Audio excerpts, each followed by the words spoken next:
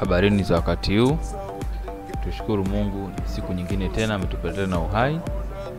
Video hii mnaoenda kuiangalia ni video ambayo inahusu subnet, jinsi ya kutengeneza subnet ama jinsi ya kuunda subnet ndani ya AWS ama kwenye account ya AWS. Najua tushaona video jinsi ya kutengeneza VPC. Sasa video hii ni maalum ama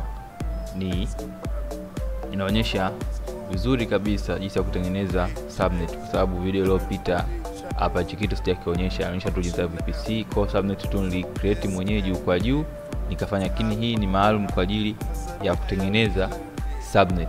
Kwa video hii mtakwenda kuiangalia ni special ama purpose yake kubwa ni subnet. Kwa hiyo video hii imebezi kwenye subnet tu, haijahusiana na vitu vingine tena.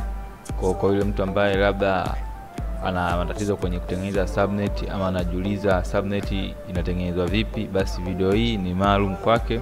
Kama video hii itampa mwanga ama itamfungua kwa pale ambapo alipokuwa anapopata uzito ama pale ambapo anapopata mashaka kwenye kutengeneza subnet kwenye account ya AWS. Ungana na mimi kwenye kutengeneza subnet.